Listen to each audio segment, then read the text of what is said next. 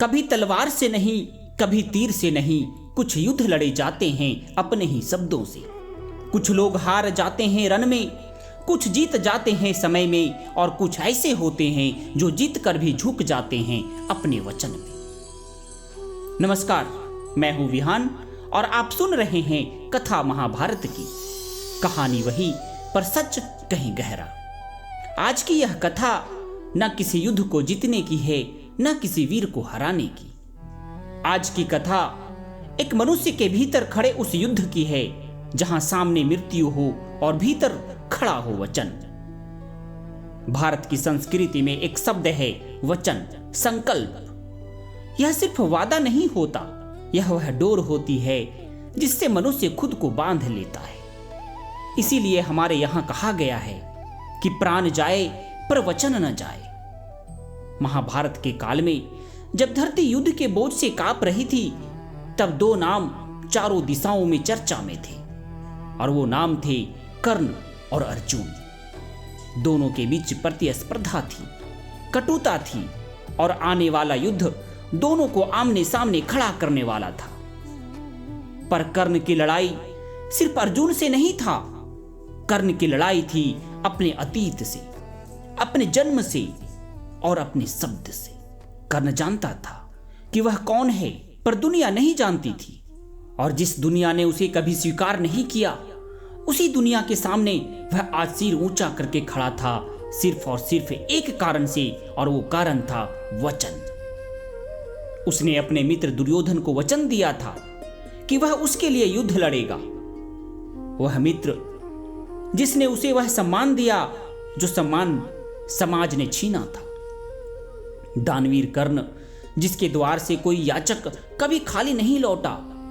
सूर्य उपासना के बाद जब वह नदी से बाहर आता तो दान देना उसकी दिनचर्या नहीं, उसका धर्म था, और यही बात एक मां जानती थी।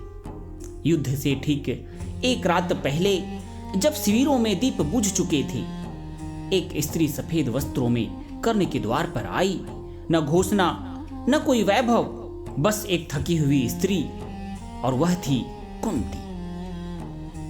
कर्ण ने द्वार खोला और एक पल के लिए समय रुक गया। कुंती बोली, कर्ण, मैं तुम्हारी मां हूं।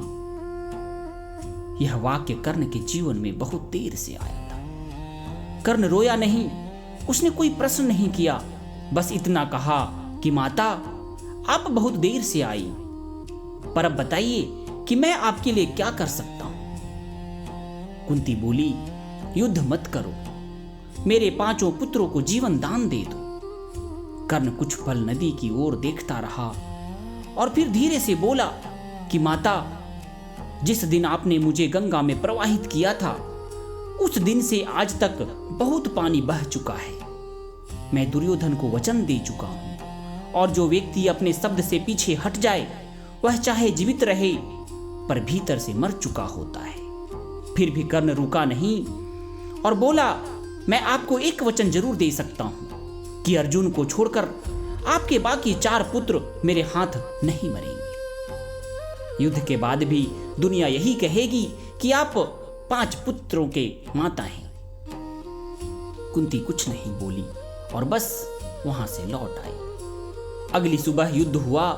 चारों पांडव कई बार कर्ण के सामने आए।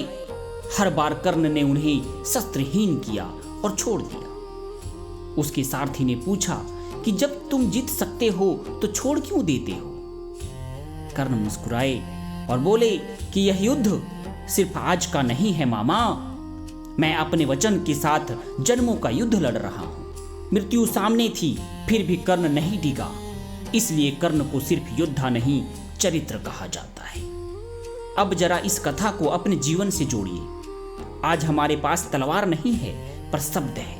आज हमारे पास रणभूमि नहीं है, पर रिश्ते हैं। और आज भी मनुष्य का मूल्य उसकी सफलता से नहीं, उसके शब्दों की सच्चाई से आका जाता है। कर्ण इसलिए महान नहीं था कि वह युद्ध में लड़ा। कर्ण इसलिए महान था कि उसने अपने शब्द को अपनी सुविधा से ऊपर रखा। याद रखिए, दुनिया आपको आपकी जीत से नहीं, आपकी विश्वसनीयता से पहचानती है। और जब लोग आपके कहे हुए शब्द पर भरोसा करने लगें तो समझिए आप इतिहास में प्रवेश कर चुके हैं। धन्यवाद।